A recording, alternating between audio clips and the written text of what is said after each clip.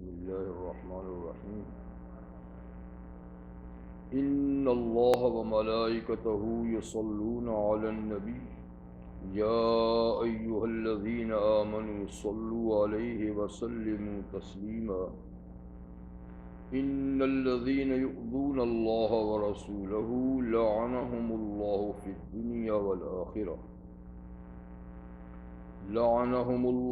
الدنيا والآخرة وأعد لهم عذابا مهينا. والذين يؤذون المؤمنين والمؤمنات بغير ما اكتسبوا فقد احتملوا بهتانا وإثما مبينا. صدق اللہ العظیم۔ سورۃ الاحزاب کی آیت نمبر 56، 57 اور 58، تین آیتیں اس وقت میں نے آپ کے سامنے تلاوت کی۔ ان آیات مبارکہ سے پہلے نبی کریم صلی اللہ علیہ وسلم کے گھر میں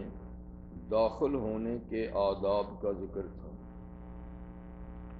اور یہی آداب میں نے کہا تھا کہ ہر مومن کے گھر میں داخل ہونے کے لیے ہیں کہ اگر کسی کے گھر میں داخل ہونے کی دعوت ملے تو وقت سے پہلے نہیں جانا چاہیے، مگر یہ کہ گھر والا اس کو برا نہیں مناتا، پسند کرتا ہے تو جا سکتے ہیں۔ پھر یہ کہ دعوت طعام ہے یا کوئی اور، تو ختم ہونے کے فوراً بعد وہاں سے چلے جانا چاہیے۔ بے مقصد بیٹھ کے باتیں ہانکنا یہ بھی آداب کے خلاف ہے۔ ہاں یہ کہ اگر گھر والا اس کو پسند کرتا ہے تو بیٹھ سکتے ہیں۔ دوسری بات یہ فرمائی کہ نبی کریم صلی اللہ علیہ وسلم کی ازواج مطہرات بے شک مومنوں کی مائیں ہیں، لیکن پردے کے حکم میں وہ مائیں نہیں ہیں، اس لیے پردہ ان سے کرنا ہے۔ اگر کوئی چیز ان سے مانگنی ہو تو من ورائے حجاب، پردے کے پیچھے سے مانگو، سامنے آ کر نہیں مانگو۔ اور ایک بات یہ فرمائی تھی کہ ازواج مطہرات کیونکہ امت کی مائیں ہیں، اس لیے نبی کریم علیہ السلام کے بعد ان سے نکاح کسی امتی کا جائز نہیں، لیکن صرف ان سے نکاح جائز نہیں، اگر ان کی بچیاں ہیں، بیٹیاں ہیں، بیٹے ہیں، ان کے ساتھ امتی کا نکاح درست ہے۔ اس کے ساتھ ساتھ اللہ تعالیٰ نے محرموں کا ذکر کیا کہ جن محرموں سے عام مسلمان عورتوں کا پردہ نہیں، تو ان محرموں سے امہات المومنین کا پردہ بھی نہیں، جیسے مطلب والد ہیں، ان کے بھائی ہیں، ان کی بھتیجے، بھانجے وغیرہ، ان سے بھی۔ اور آخری بات ان کے بارے میں یہ فرمائی تھی کہ اے امہات المومنین تم اللہ سے ڈرتی رہو۔ اور یہ حکم بھی عام ہے، کوئی ان کے لیے نہیں کہ وہ ڈرتی رہیں، ہر مومنہ عورت، ہر مومن مرد کو چاہیے کہ وہ اللہ تعالیٰ سے ڈرتا رہے۔ تو اسی سلسلے میں جو آج میں نے آیات تلاوت کی ہیں، اس میں پہلی آیہ کریمہ میں نبی کریم صلی اللہ علیہ وسلم کے حقوق میں سے ایک حق کا ذکر ہے کہ آپ پر درود شریف بھیجا جائے، سلام بھیجا جائے، یہ آپ کے حقوق میں سے ہے۔ تو فرماتے ہیں ان اللہ و ملائکتہ یصلون علی النبی، دیکھو اللہ تعالیٰ خود بھی اور اس کے ملائکہ جو معصوم ہیں، مستجاب الدعوات ہیں، وہ بھی یصلون علی النبی، نبی صلی اللہ علیہ وسلم پر صلاۃ بھیجتے ہیں۔ تو اے مومنوں تم بھی صلو علیہ، حضور صلی اللہ علیہ وسلم پر صلاۃ بھیجو، وسلموا تسلیما، اور نبی کریم علیہ السلام پر سلام بھی بھیجو بڑے ادب و احترام کے ساتھ۔ تو یہ ایک ایسا عمل ہے کہ اس میں سب سے پہلے اللہ تعالیٰ نے اپنی شرکت کا اظہار فرمایا۔ اس کے علاوہ شریعت کے جتنے کام ہیں وہ سب اہل ایمان کو کرنے کا حکم ہے۔ اللہ تعالیٰ نے نہیں کہا کہ میں بھی یہ کرتا ہوں تم بھی یہ کرو، لیکن شریعت کا ایک حکم ایسا ہے کہ جس میں اللہ فرماتے ہیں میں بھی کرتا ہوں، فرشتے بھی کرتے ہیں، تم بھی کرو، اور وہ حکم کیا ہے؟ نبی کریم صلی اللہ علیہ وسلم پر درود شریف اور سلام بھیجنے کا۔ تو اسی سے اندازہ لگائیں کہ درود شریف کتنا افضل ترین عمل ہے، کتنا اعلیٰ ترین عمل ہے، جس میں اللہ تعالیٰ خود بھی شریک ہے۔ لفظ صلاۃ جو ہے نا، یہ کئی معنوں میں استعمال ہوتا ہے، جیسے کہ صلاۃ نماز کو بھی کہتے ہیں جی، اور صلاۃ دعا کو بھی کہتے ہیں،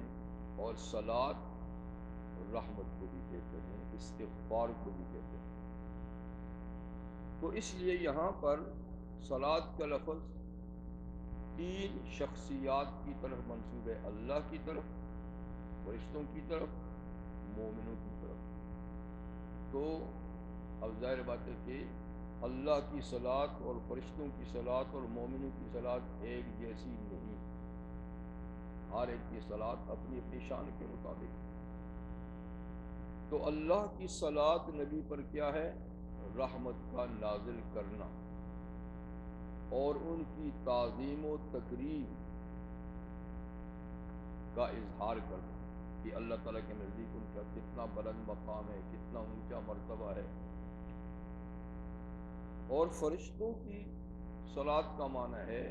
اللہ سے رحمت کے نزول کی درخواست کرنا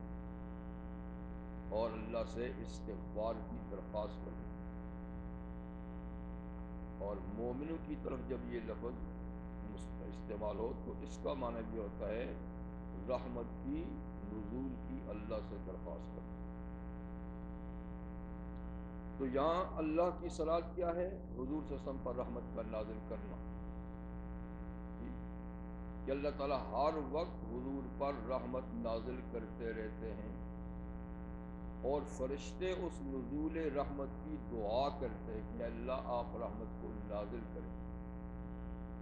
اور مومن بھی ان کو بھی حکم ہے کہ تم بھی اللہ سے دعا کرو، اس لیے کہ رحمت کا نازل کرنا صرف اللہ کا کام ہے، نہ فرشتوں کا کام ہے، نہ انسانوں کا کام ہے۔ اور پھر یہ کہ رحمت ایک ایسی خاص چیز ہے جو اہل ایمان یا فرشتے نہیں نازل کر سکتے۔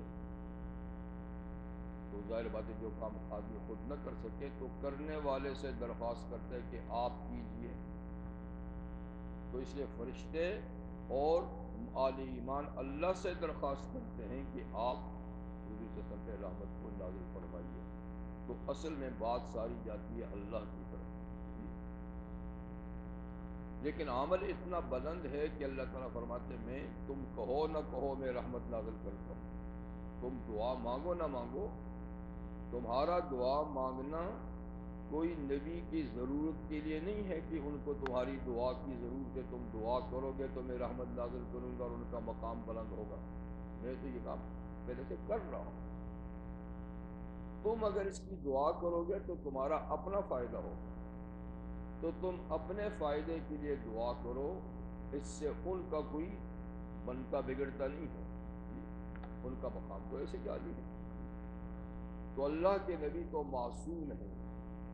پھر فرشتوں کا ذکر کیا اس لیے کہ فرشتے بھی معصوم ہیں، اور جو گناہوں سے معصوم ہو اس کی دعا ضرور قبول ہوتی ہے، اس کی دعا۔ تو پہلے اللہ نے اپنا ذکر کیا، پھر معصوم مخلوق کا ذکر کیا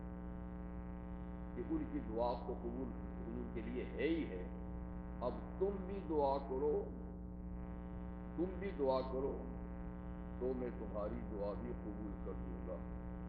اس لیے کہ معصوم لوگوں کے ساتھ غیر معصوم لوگوں کی دعا اگر شریک ہو جائے تو وہ بھی قبول ہو جاتی ہے، جیسے کہ حدیث میں ہے کہ جب امام والضالین کہے سورہ فاتحہ پڑھ کر تو تم آمین کہو، اس لیے کہ اس موقع پہ فرشتے بھی آمین کہتے ہیں سورہ فاتحہ کے اختتام پر۔ تو جس کی آمین فرشتوں کی آمین کے ساتھ موافق ہو گئی تو وہ دعا قبول ہوگی، وہ دعا قبول ہوگی۔ تو معلوم ہوا کہ فرشتے کیونکہ معصوم ہیں، ان کی دعا قبول ہے، تو غیر معصوم کی دعا اس کے ساتھ مل جائے گی تو یہ بھی قبول ہو جائے گی۔ تو اس لیے اللہ تعالیٰ نے یہاں فرمایا کہ سب سے پہلی بات یہ کہ میں خود یہ کام کرتا ہوں، فرشتے نہ کریں تم نہ کریں تو کوئی بات نہیں، پھر فرشتے بھی کرتے ہیں جو معصوم ہیں، تو تم کرو تو تمہاری دعا ان کی دعا سے مل کر قبول ہو جائے گی۔ صلو علیہ وسلم تسلیما۔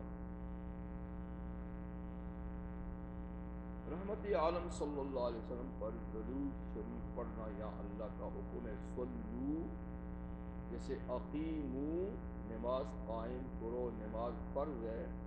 آتوا الزکوٰۃ زکوٰۃ دو، زکوٰۃ فرض ہے، یہ حجو حج کرو، حج فرض ہے، صومو روزہ رکھو فرض ہے۔ تو جس چیز کا اللہ کی طرف سے حکم آتا ہے نا تو وہ فرض ہے، تو صلو بھی حکم ہے، تو درود شریف زندگی میں ایک دفعہ پڑھنا فرض ہے۔ ہر مسلمان پر زندگی میں ایک دفعہ درود شریف پڑھنی کیا ہے؟ فرض، جیسے نماز فرض ہے۔ پھر یہ کہ ہر مرتبہ بھی فرض ہے، وہ کہتے ہیں اہل علم کے نہیں، زندگی میں ایک دفعہ فرض ہے، کیونکہ کسی حکم پر ایک دفعہ عمل ہو جانے سے فرض ادا ہو جاتا ہے، لیکن بار بار جب حضور صلی اللہ علیہ وسلم کا نام نامی اس میں گرامی آئے تو فرماتے ہیں کہ پھر ایک دفعہ واجب ہے، کسی مجلس میں بار بار ذکر آئے تو ایک دفعہ واجب ہے، اور بار بار درود نام سن کر مستحب ہے، یعنی ایک دفعہ بھی ایک مجلس میں نام آیا اور آپ نے درود شریف پڑھ لی تو واجب ادا ہو گیا، باقی نام آیا آپ نے کچھ نہیں کہا تو واجب ہو گیا، لیکن بہتر اور افضل اور ثواب یہ ہے کہ ہر دفعہ حضور کا نام سنا جائے تو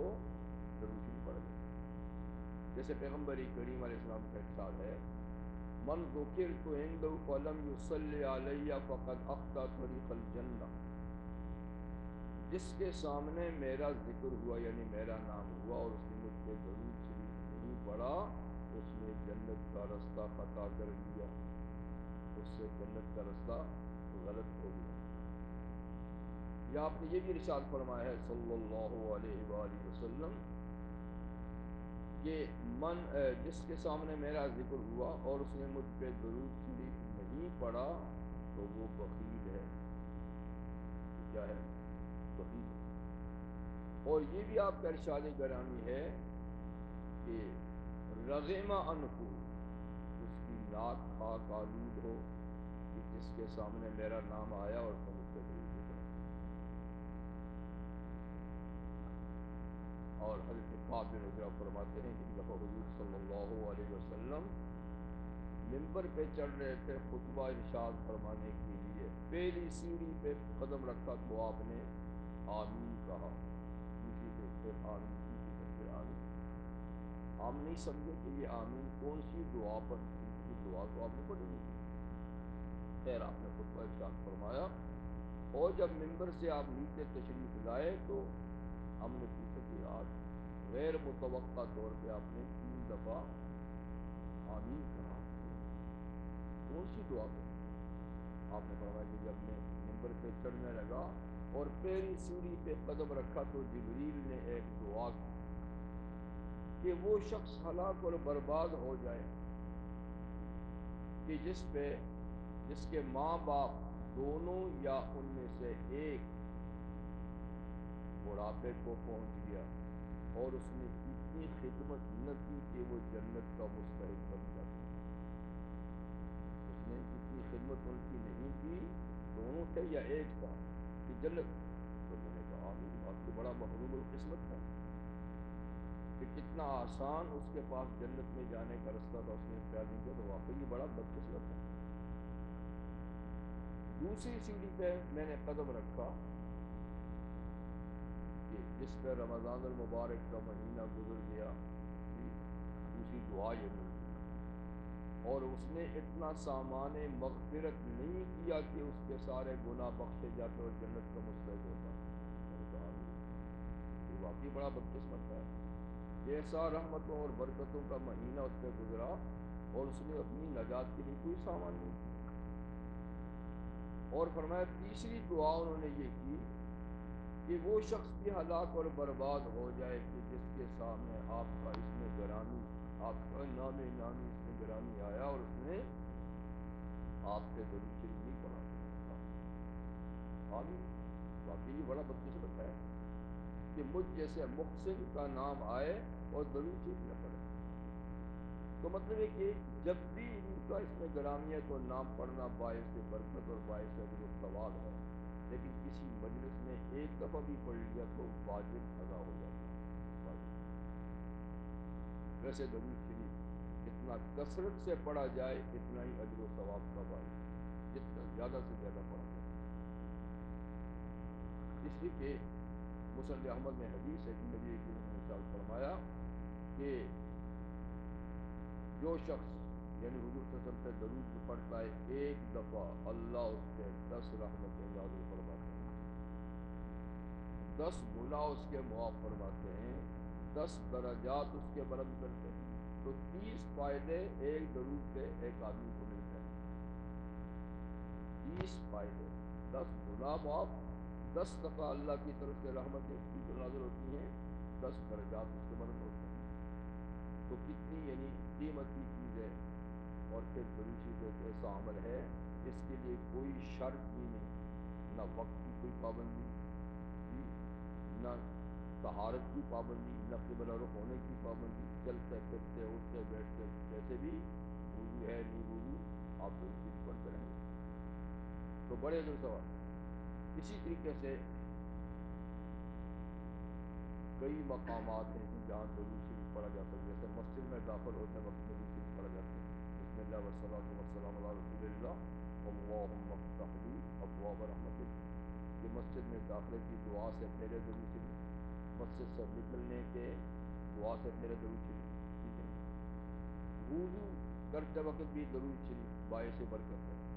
اور نبی کریم علیہ السلام کا ارشاد گرامی ہے کہ جب مؤذن آذان کہے تو تم بھی وہی الفاظ رپیٹ کرو جو آذان مؤذن کہتا ہے، لیکن سوائے حی علی الصلاۃ اور حی علی الفلاح کے کہ ان کے کہنے پر تم لا حول ولا قوت الا باللہ، یعنی وہ آذان کے الفاظ مؤذن کہے گا، تم اس کی جگہ حی علی الصلاۃ حی علی الفلاح نہیں کہنا، لا حول ولا قوت الا باللہ۔ اور جب مؤذن فجر کی آذان میں الصلاۃ خیر من النوم کہے تو تم کو صدقت و بررت، اور جب اقامہ میں قد قامت الصلاۃ کہے تو تم کو اقامہ اللہ و ادامہ ما دامت السماوات والارض، کہ اللہ اس نماز کو قائم و دائم رکھے جب تک زمین و آسمان قائم اور دائم ہے۔ یہ تو آذان کے الفاظ کا جواب ہے۔ فرمایا جب آذان ہو جائے تو پھر مجھ پہ درود شریف پڑھو،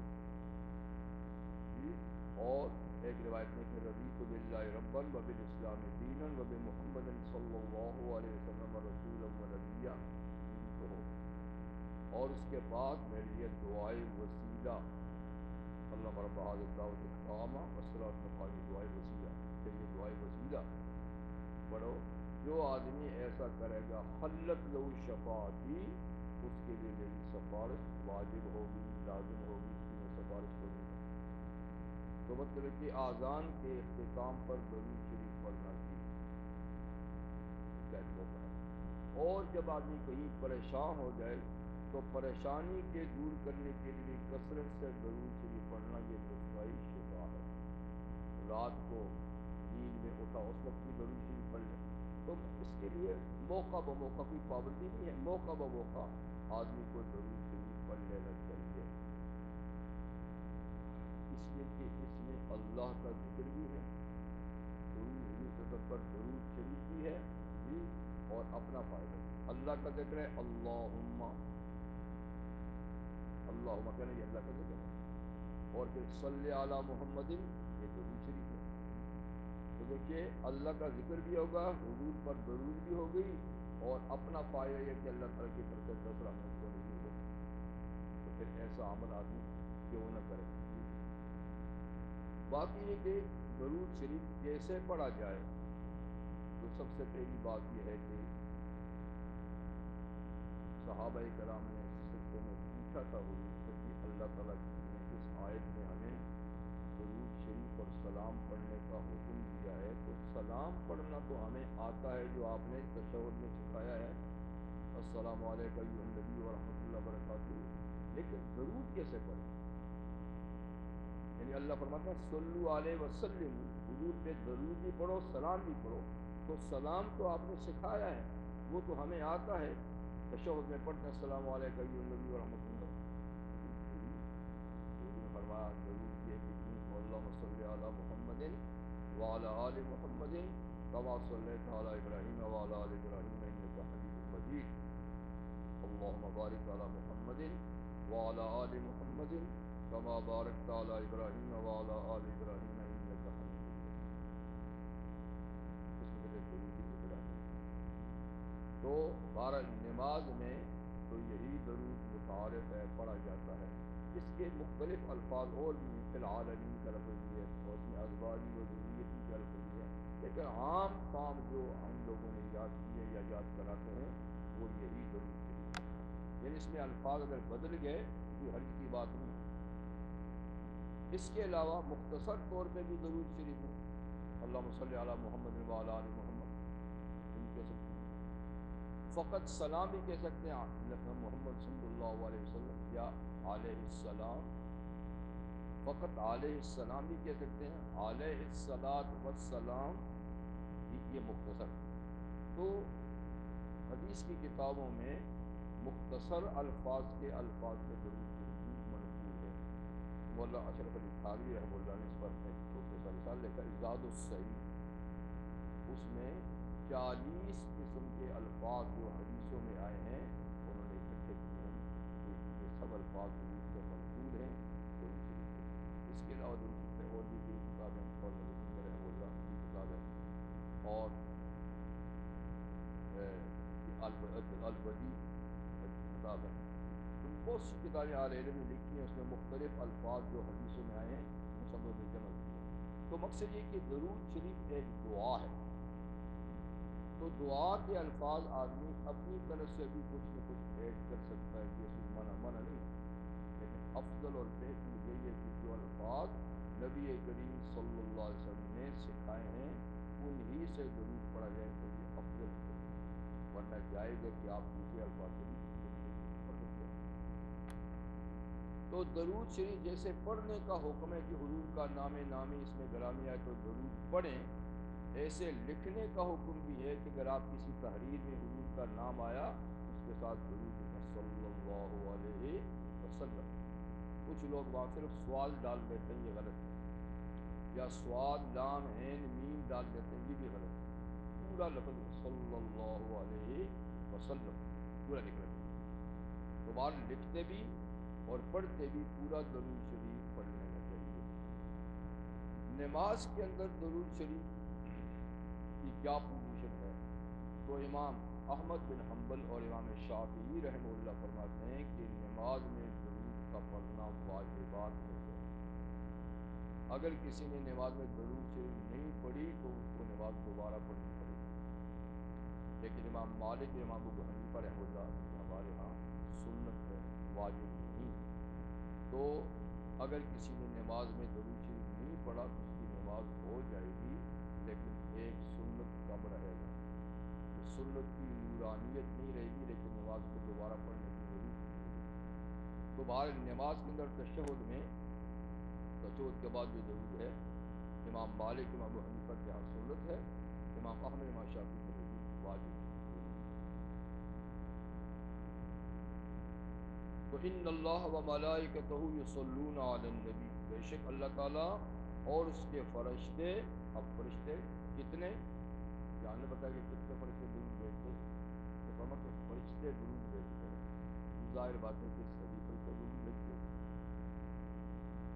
کیونکہ خاص طور پہ وہ فرشتے جو حاملین عرش یا جو عرش کا طواف کرتے ہیں، یا جنہوں نے عرش اٹھایا ہوا ہے جو عرش کا طواف کرتے ہیں، ان کے بارے میں تو قرآن مجید میں ہے کہ وہ حضور صلی اللہ علیہ وسلم پر کیا، وہ تو سارے مومنوں کے لیے بھی رحمت کی دعا کرتے ہیں، جو سورہ مومن میں ہے، الذین یحملون العرش ومن حولہ یسبحون بحمدہ ویستغفرون للذین آمنوا ربنا وسعت کل شیء رحمۃ وعلما فاغفر للذین آمنوا۔ تو جو عرش کا طواف کرتے ہیں، جنہوں نے عرش اٹھایا ہے، وہ اللہ تعالیٰ سے فرماتے ہیں، دعا کرتے ہیں، اللہ یعنی ان لوگوں کو بخش دے جو ایمان لائے، اور پھر ان کی اولادوں کے لیے بخشش کی دعا کرتے ہیں۔ تو جب آل ایمان کے لیے کرتے ہیں تو سب تو آل ایمان کے سردار ہیں، لیکن یہاں کوئی تخصیص نہیں ہے کہ کون سے فرشتے، تو اس میں یہ ہو سکتا ہے کہ سارے ہی فرشتے، اور یہ بھی ہے کہ فرشتوں کی ایک بہت بڑی ٹیم ہر وقت حضور ہے روضہ اقدس میں درود شریف پڑھتے ہیں، یعنی ان کا ان کی ڈیوٹی ہے کہ روضہ اقدس میں اور وہ بھی ہیں جو درود حضور تک پہنچاتے ہیں دور سے۔ تو خیر نبی کریم علیہ السلام کی حیات طیبہ میں آپ کے سامنے جا کر تو درود اور سلام خطاب کے لفظ سے پڑھا جاتا تھا، الصلاۃ والسلام علیک، ٹھیک ہے نا؟ اور اب بھی کوئی روضہ اقدس پہ جائے تو خطاب سے، لیکن دور سے اگر کوئی درود پڑھیں گے تو غائب کے لفظ سے، صلی اللہ علیہ وآلہ وسلم، صلی اللہ علیہ، صلی اللہ علیہ کا نہیں۔ اور اسی طریقے سے صلاۃ کا لفظ، دیکھیے ہم رحمت کی دعا تو ہر کسی کے اللہ آپ پہ رحم کرے یہ تو کہہ سکتے ہیں، لیکن لفظ صلاۃ دوسروں کے لیے نہیں بول سکتے کہ صلی اللہ علیہ کا، یہ کسی کو نہیں کہتے، یہ مخصوص ہے انبیاء کرام کے ساتھ صلاۃ، یعنی معنی کے لحاظ سے تو کوئی غلطی نہیں ہے، لیکن یہ اصطلاح خاص ہے نبی کے ساتھ، علیہ السلام، علیہ السلام۔ ہم دوسرے کسی کو غائب کے صیغے کے ساتھ علیہ السلام علیہ السلام نہیں کہہ سکتے ہیں۔ ہاں حاضر کا صیغہ ہو، وہ سامنے موجود ہے تو آپ کہہ سکتے ہیں کہ خدا آپ کو رحمت کرے، اللہ کہ آپ کو السلام علیکم، جو ہم کو پڑھیں السلام علیکم ورحمۃ اللہ۔ تو حاضر آدمی کو سلام اور صلاۃ رحمت کی دعا دے سکتے ہیں، غائب کے لیے یہ لفظ نہیں بول سکتے، اس لیے کہ اصطلاحات کی خصوصیت ہے، صلاۃ اور سلام غائبانہ صرف انبیاء کے لیے، ہاں انبیاء کے ساتھ دوسروں کو ملا کر کر سکتے ہیں، صلی اللہ علیہ وعلی آلہ واصحابہ، تو آل اور اصحاب کو بھی ساتھ میں ملا دیا، لیکن مستقلاً صلی اللہ علی آلہ واصحابہ نہیں کہہ سکتے، ہاں نبی کے تابع ہو کر کہہ سکتے ہیں، مستقلاً نہیں کہہ سکتے۔ مستقلاً صحابہ کے لیے رضی اللہ تعالی عنہم کا لفظ، رضی اللہ، حالانکہ معنی کے لحاظ سے آپ کسی اور کو بھی کہتے ہیں اللہ آپ سے راضی ہو، ٹھیک ہے خطاب کے ساتھ، لیکن نہیں، غائبانہ طور پہ یہ اصطلاح صحابہ کی ہے، غیر صحابہ کے لیے جو نیک لوگ ہیں ان کے لیے رحمہ اللہ، اللہ اس کو رحم کرے۔ تو یہ اصطلاحات ہیں، اس کا بھی خیال رکھنا چاہیے کہ جو اصطلاح جس کے لیے ہے اسی کے لیے اس کو استعمال کرنا چاہیے۔ تو نبی کے تابع ہو کر تو دوسروں پہ بھی درود سلام پڑھ، لیکن مستقلاً درود سلام کے الفاظ نبی کے بغیر نہیں بولے جا سکتے۔ اس کے بعد دوسرا مسئلہ یہ ہے کہ ان الذین یؤذون اللہ ورسولہ، یہ تو حق ہے نبی کا کہ ان پہ درود دیں، ان کے لیے دعائے رحمت کی جائے اور سلامتی کی دعا کی جائے۔ دوسری بات یہ ہے کہ ان کو کسی طریقے سے بھی زبانی طور پر کسی عمل کے طریقے سے ستایا نہ جائے، دکھ نہ پہنچایا جائے۔ جیسے رحمت کی دعا کرنی امت کے ذمہ ضروری ہے، ایسی ہر قسم کی ایذا رسانی سے ان کو بچانا بھی امت کے لیے ضروری ہے۔ تو یہاں تین چیزوں کا ذکر ہے، ایک خود اللہ کا، ایک رسول اللہ کا، ایک عام آل ایمان کا، کہ ان تینوں کو دکھ پہنچانا، ایذا پہنچانا، ستانا حرام ہے، لیکن ہر ایک کے ستانے کا مقام اپنا اپنا ہے۔ اللہ کو ستانا سب سے بڑا جرم، نبی کو ستانا اذا دوسرے نمبر پہ بڑا جرم، اور پھر آل ایمان کو ستانا تیسرے نمبر پہ بڑا جرم۔ تو نمبر ایک ہے تینوں کو ستانا حرام، بلکہ اللہ اور نبی کے لیے تو اگر ستائیں گے تو کفر، یعنی وہ اتنا بڑا حرام ہے، اتنا بڑا جرم ہے کہ آدمی کافر ہی ہو جاتا ہے۔ مومنوں کو ستانے سے کافر تو نہیں ہوتا، لیکن ایک بہت بڑے حرام اور گناہ کبیرہ کا مرتکب ہوتا ہے۔ تو فرماتے ہیں ان الذین یؤذون اللہ، وہ لوگ جو اللہ کو ستاتے ہیں۔ تو اللہ کو ستانا ایسا نہیں ہے جیسے کہ بندوں کو ستایا جاتا ہے کہ بندے اس سے دکھیا ہوتے ہیں، ان کو تکلیف پہنچتی ہے جی، کیونکہ اللہ تعالیٰ تو ان دکھوں درد و تکالیف سے اور ان چیزوں سے متاثر ہونے سے پاک ہیں۔ اللہ کسی چیز سے متاثر نہیں ہوتے، اور نہ ان تک کسی کی یہ گندی باتیں پہنچتی۔ تعالی اللہ عما یشرکون، اللہ بہت بلند ہے اس سے جو مشرک ان کی طرف نسبت کرتے ہیں۔ تو مقصد یہ ہے کہ اللہ تعالیٰ کو ستانے کا وہ مطلب نہیں جو بندوں کو ستایا جاتا ہے، لیکن اللہ کی طرف ایسی نسبت کرنا کسی چیز کی جو اس کی شایان شان نہیں ہے،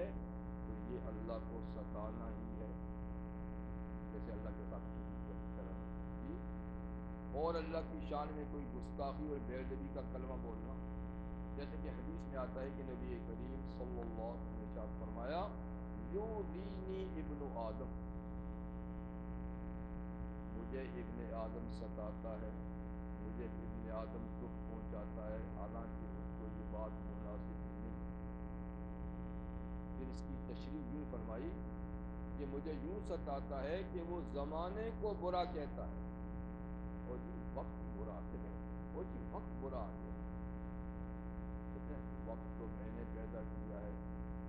وقت تو میں ہی چلا رہا ہوں، اس میں کیا برا ہے؟ تو یہ وقت کو اور زمانے کو برا کہنا، یہ مجھے دراصل میں برا کہنا، کرتوت اپنے ان کے خراب ہیں، کہتے زمانہ برا آ گیا جی، تو زمانے کو برا کہنا یہ مجھے ستانا ہے، کیونکہ زمانہ تو میری قبضے میں، الٹ پھیر میں ہی کرتا ہوں، دن رات تو میں ہی چلاتا ہوں، اس میں زمانے کا کیا قصور ہے؟ اور پھر فرمایا کہ ابن آدم مجھے جھٹلاتا ہے، اور اس کو یہ بات بھی مناسب نہیں۔ جھٹلاتا کیسے؟ فرمایا کہتا ہے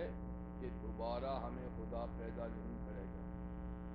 اور کوئی حساب کتاب ہم سے نہیں لے گا، حالانکہ دوبارہ پیدا کرنا پہلے پیدا کرنے سے زیادہ میرے لیے آسان ہے۔ پھر کیسے پیدا ہوں گے؟ مر گئے، مٹی میں رل مل گئے جی، ہمارے اعضاء گم ہو گئے زمینیں، پھر کس نے پیدا کرنا؟ پھر کیسے پیدا؟ فرمایا یہ مجھے جھٹلانا ہے کہ بیوقوف انسان، پہلے تو کچھ بھی نہیں تھا تو میں نے بنا دیا، اب کچھ تو کچھ ہوگا نا، پہلے تو کوئی نقشہ ہی نہیں تھا، اب تو نقشہ تو ہے نا کم از کم بنانے کا، تو یہ تکلیف۔ تو بہرحال اللہ تعالیٰ کے ستانے کا مطلب یہی ہے کہ اس کی طرف ناشائستہ باتیں کی، اور اسی طریقے سے فرمایا کہ میری طرف یسبنی ابن آدم، ابن آدم مجھے گالی بکتا ہے، حالانکہ اس کو مناسب نہیں۔ پھر اس کو فرمایا کہ گالی بکنا یہ ہے کہ وہ مجھے کہتا ہے کہ خدا کا بیٹا ہے، جیسے بعض یہودی کہتے ہیں نا تو عزیر خدا کے بیٹے ہیں، جیسے کچھ عیسائی کہتے ہیں عیسیٰ خدا کے بیٹے ہیں، یا کچھ مشرکین کہتے تھے فرشتے خدا کی بیٹیاں ہیں، یا جیسے ہندوؤں کا ہے کہ یہ دیویاں جو ہے نا، یا دیویاں کیا ہے، یہ فرشتے ہیں، یا دیویاں ہیں، یہ خدا کی بیٹیاں ہیں۔ تو بہرحال یہ کیا ہے؟ مجھے گالی دینا، یعنی میری طرف اولاد کی نسبت کرنا، یہ مجھے گالی دینا، اور یہ کہنا کہ خدا دوبارہ نہیں اٹھائے گا، یہ مجھے جھٹلانا ہے، اور یہ کہنا کہ زمانہ برا ہے، یہ مجھے ستانا ہے۔ تو خیر اللہ تعالیٰ کو ایذا پہنچانے کا یہی معنی ہے کہ اس کی شان میں گستاخی کرنا، یا اللہ تعالیٰ کو بالکل نہ ماننا، یا اس کے ساتھ دوسروں کو پارٹنر بنانا، ورسولہ، اور وہ لوگ جو اللہ کے رسول کو ستاتے ہیں۔ تو رسول کے ستانے کا معنی ایک یہ ہے کہ اس کو اللہ کا رسول نہ ماننا، جیسے کہ آپ نہیں مانتے، یا الزامات لگانا جھوٹے، جیسے حضور کو کہتے تھے شاعر ہے، کوئی کہتے تھے مجنون ہے، کوئی کہتے تھے ساحر ہے، یعنی جادوگر ہے، اور کوئی اس قسم کی باتیں، کوئی کہتے تھے کاہن ہے، یا اس کے علاوہ اور قسم کی جسمانی ایذا اور تکلیف پہنچانا، یا گالی گلوچ کرنا نسب میں، یا آپ کی شریعت میں، آپ کے دین میں، آپ کی لائی ہوئی کتاب میں، تو یہ سب چیزیں نبی کو دکھ پہنچانے والی ہیں۔ یا یہ کہ براہ راست تو نبی کو دکھ نہیں پہنچا رہا، لیکن جو حضور کے متعلقین ہیں، جو حضور کے پیارے ہیں، ان کی شان میں گستاخی کر رہا ہے، ان کو نہیں مان رہا ہے، تو یہ بالواسطہ حضور کی قدر جیسے حضور کی بیویوں کے بارے میں غلط جی، اسی طرح عائشہ صدیقہ کے بارے میں جی، یا حضور کی اولاد میں سے کسی کے بارے میں، یا حضور کے صحابہ کے بارے میں کسی کے بارے میں غلط ہوئی، غلط بیانی یا بری باتیں، یہ بالواسطہ حضور کو ستانا۔ حضور کو تو کچھ نہیں کہہ رہے، لیکن اس لیے کہ کسی، یا جیسے کہ مدینہ شہر کے بارے میں جس قسم کی یعنی جو چیز نبی سے متعلق رکھنے والی ہے اس کی شان میں بے ادبی اور گستاخی، یہ بھی اصل میں نبی کو ستانا ہے۔ جیسے کہ نبی کریم صلی اللہ علیہ وسلم ایک ارشاد گرامی ہے، عبد الرحمن بن مغفل رضی اللہ عنہ کی روایت ہے، فرماتے ہیں حضور صلی اللہ علیہ وسلم کہ لا تسبوا اصحابی، میرے صحابہ کو برا بھلا نہیں کہنا، میرے صحابہ کو برا بھلا نہیں کہنا، ان کا اللہ کے رستے میں ایک مد جو کلو سے بھی کم ہوتا، ایک مد خرچ کرنا تمہارا احد پہاڑ جیسے خرچ کرنے کے برابر بھی نہیں۔ تم احد پہاڑ کے برابر مال خرچ کرو، انہوں نے ایک کلو اللہ کے رستے میں خرچ کیا، تم اس کو ان تک نہیں پہنچ سکتے کہ جن حالات میں انہوں نے خرچ کیا، جن مشکلات میں انہوں نے خرچ کیا، اسی طریقے سے دین کی خدمت میں جو انہوں نے مشکلات اٹھائیں اور دین کو عمل میں بھی لائے اور اس کو پھیلایا بھی، تم کون ہو تم تک پہنچنے والے؟ یہ فرمایا کہ میرے صحابہ کو برا بھلا نہیں کہنا، ان کا ایک مد یا آدھا مد خرچ کیا ہوا تمہارے جبل احد کے پہاڑ کے برابر بھی نہیں ہو سکتا، یہ ان کے برابر نہیں ہو سکتا۔ ایسے ہی فرمایا کہ نہیں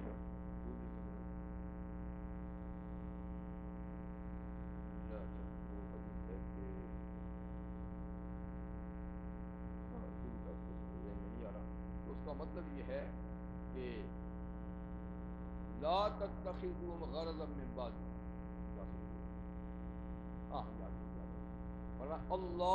اللہ فی اصحابی،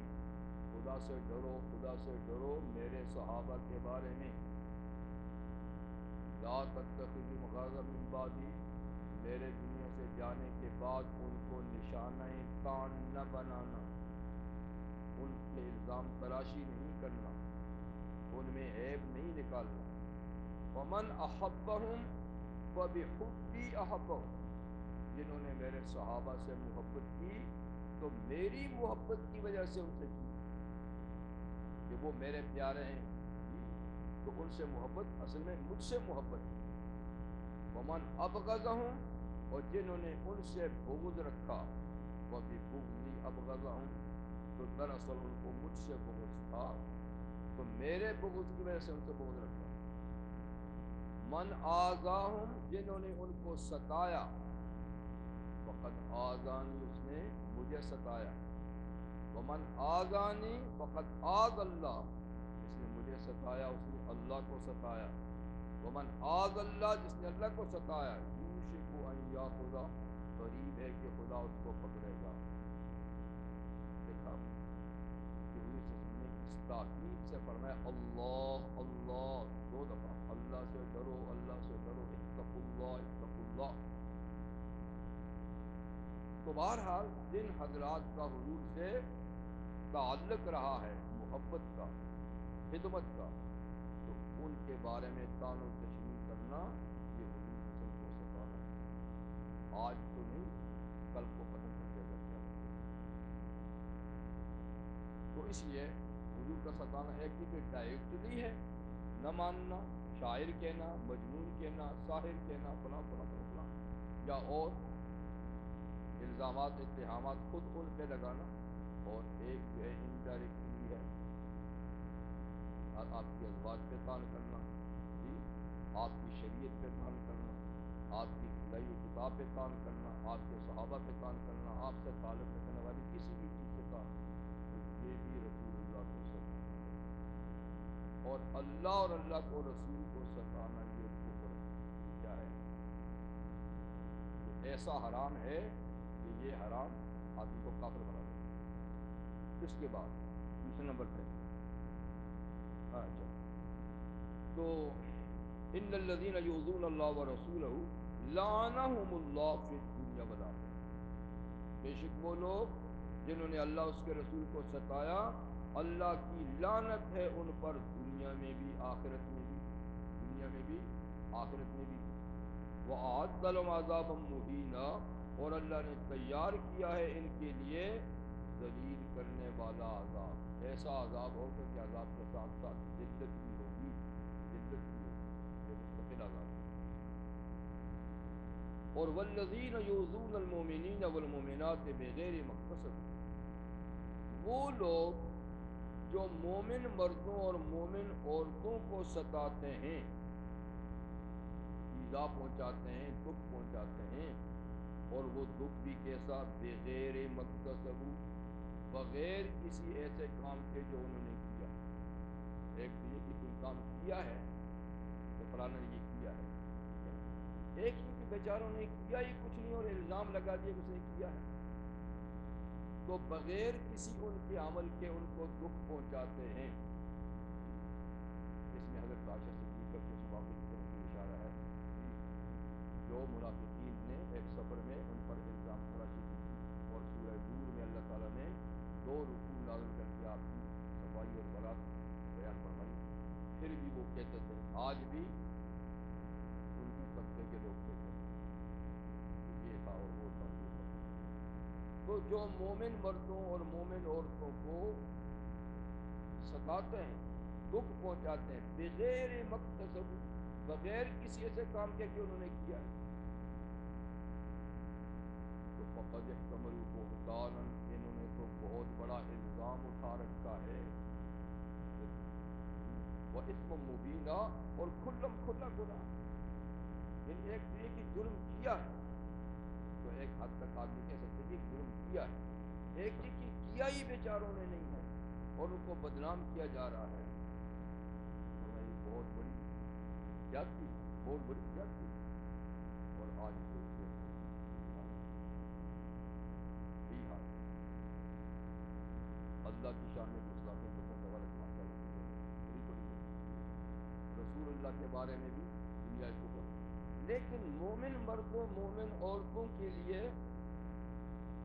تو خود آل عمران کی زبان ہے، کیسی چلتی ہیں، کس طرح ان کو ستاتے ہیں، کتنا ان کو دکھیا کرتے ہیں، اور یہ بھی کوئی بات بھی پیچھے ہوتی نہیں، کوئی بنیاد نہیں ہوتی۔ حالانکہ یہ سخت جرم ہے، اس کے بعد آگے آیت آئے گی، فرمایا کہ یہ قابل سزا جرم ہے، جو کسی پہ الزام لگائے، الزام کو ثابت نہ کر سکے تو یہ قابل سزا جرم ہے، جس کی کم سے کم سزا ہے 20 کوڑ۔ اگر اسلامی عدالت ہو، مسلمان جج ہو، اسلامی حکومت ہو، تو اس قسم کے الزام تراشی کی سزا کیا ہے؟ تعزیر ہے۔ تعزیر اس سزا کو کہتے ہیں جو جج خود مقرر کرتا ہے، حدود ان سزاؤں کو کہتے ہیں جو اللہ نے مقرر کی، وہ تو 3-4 ہیں، باقی سب تعزیرات ہیں جو پارلیمنٹ قانون بنائے، جو جج قانون بنائے، جو بادشاہ بنائے، جو بھی بنائے، کسی جرم کے لیے سزا متعین کرے، اس کو تعظیم دے. تو کم سے کم ہماری فقہ کی کتابوں میں ہے کہ کوئی آدمی پوچھو کہ اے یہودی، کسی مسلمان کو اے یہودی، اور وہ جا کر جج کے سامنے کہا کہ اس نے مجھے یہودی کہا ہے، تو جج اس کو کم سے کم 20 کوڑے لگائے. یہ تو آج کل مزاج ہے، یعنی اس قسم کے الزام لگانا، تان تشنی کرنا تو لوگوں نے مزاج سمجھو گے. لیکن اگر ان کو ان ایسی باتوں، غلط باتوں پہ کوڑے لگیں، سزا ملے، تو معاشرہ بالکل پاک صاف ہو. جتنا گندا ہے، گالی گلوچ دیتے ہیں، تو یہ سب چیزوں کا خاتمہ ہو جائے گا جب گالی پہ سزا ملے گی. اس نے مجھے گالی دی ہے، اس نے مجھ پہ یہ جھوٹا الزام لگایا ہے، تو معاشرہ پاک ہو جائے گا. ان چیزوں کو کوئی سزا ہے ہی نہیں، کوئی پوچھتا ہی نہیں، اس لیے چیزیں بڑھتی چلی جا رہی ہیں، اور جو آدمی جیسا چاہتے ہیں کسی پہ الزام لگا لیتے ہیں. دوبارہ فرمایا کہ جو مومن مردوں اور مومن عورتوں پر الزام لگائے، ایذا پہنچائے، بغیر اس کے کہ انہوں نے کیا، تو احتملوا بہتانا، انہوں نے بہت بڑا الزام اپنے سر پہ لے لیا، وہ اسم مبینا، اور کھلا کھلا گناہ کا ارتکاب کیا. اس لیے کہ ہمارے دو نام ہیں، ایک نام ہے مسلم، ایک نام ہے مومن. ایمان کی نسبت سے ہمیں مومن کہا جاتا ہے، یا ایھا الذین آمنوا، اللہ تعالیٰ کیا کرتے ہیں، خدا فرماتے ہیں. اور اسلام کی نسبت سے ہمیں مسلم کہا جاتا ہے. تو ایمان کا تعلق دل سے ہے اور اسلام کا تعلق ظاہری اعمال سے ہے، تو ہم مومن بھی ہیں، مسلم بھی ہیں. اب مومن اور مسلم جو ہمارا اصلی نام ہے شریعت میں، اس کے معنی حضور بتاتے ہیں کہ المؤمن من امنہ الناس علی بوائقہ، کہ مومن وہ ہے کہ سارے لوگ ہی، مسلمان ہی نہیں، سب لوگ ہی اس کی خرافات سے امن میں رہیں. سارے لوگ اس کی خرافات سے امن میں رہیں، کسی کو بھی زبان سے گندی بات نہ کریں، وہ مومن. اور پھر فرمایا کہ المومن، مومن وہ ہے کہ جس کا پڑوسی اس کے سے امن میں ہے، جو پڑوسی کو نہیں ستاتا، چاہے پڑوسی مسلمان ہے، چاہے کافر ہے، ہندو ہے، سکھ ہے، یہودی ہے، عیسائی ہے، کوئی بھی ہے، پر پڑوسی ہے، اس کا اتنا بڑا حق ہے کہ اس کو ستاتا نہیں، اس کا تحفظ کرتا ہے. مومن یعنی اس کے عقیدے، اس کے عمل سے غرض نہیں، لیکن پڑوسی ہونے کی وجہ سے اس کے یہ حقوق ہیں کہ اس کا محافظ ہے. بے شک وہ کہتی میں نے اس کی حفاظت کا ذمہ نہیں اٹھایا، لیکن تو جو اس کا پڑوسی بنا ہے نا، یہ خود بخود ذمہ داری کی اپنے سر پہ لے لی. تو پڑوسی جس کا اس کی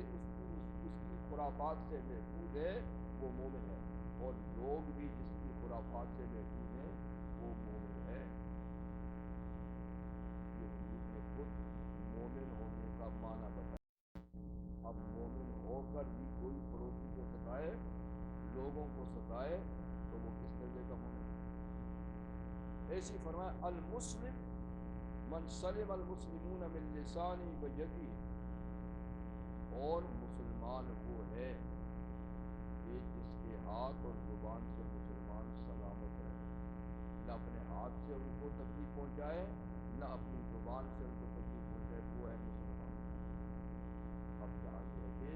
جس کا داؤ چلتا ہے ہاتھ سے نہیں چھوڑتا، اور زبان پر تکلیف ملتی ہے، ماشاء اللہ، غیبت ہے، برائی ہے، ہر قسم کی خرابیاں ہیں، تو مسلمان کی کتنی بے آبروئی کرتا ہے، کتنا اس کو بے آبرو کرتا ہے لوگوں کے سامنے آ کر طعن و تشنیع، پیچھے اس کی غیبت. تو بہرحال مومن اور مسلم جو ہمارے نام ہیں، اس کی حقیقت جو حضور صلی اللہ علیہ وسلم نے بیان فرمائی، وہ آج ہمارے نہ ہونے کے برابر ہے. ماشاء اللہ کوئی بھی اللہ کے بندے نہ ہونے کے برابر ہے. تو یہ سب ایذا رسانی ہے. مومن بن کے امن نہ دینا، مسلم بن کے سلامتی نہ دینا، یہ کیا ہے؟ نہ دیں گے تو تکلیف نہیں پہنچے گی. جس غیبت کریں گے اس کو تکلیف نہیں پہنچے گی، ضرور پہنچے گی. اور مسلمان کو تکلیف پہنچانا حرام کیا ہے، حرام ہے، اور حرام کا ارتکاب گناہ کبیرہ ہے. تو خیر اللہ تعالیٰ نے یہاں پر تین باتیں ان تین آیتوں میں ذکر فرمائی. پہلی چیز حضور علیہ السلام کے حقوق میں سے درود شریف کا پڑھنا. دوسری آیت کے اندر اللہ اور اللہ کے رسول کو ایذا پہنچانے کا مسئلہ، اور تیسری آیت میں عام مسلمان مردوں اور ان کو ایذا پہنچانے کا مسئلہ. تو اللہ تعالیٰ حفاظت فرمائے اور توفیق عطا فرمانا چاہیے. اللہ کی باتوں کو سمجھیں، اس کے قانون کو سمجھیں اور اس پہ عمل پیرا ہو کر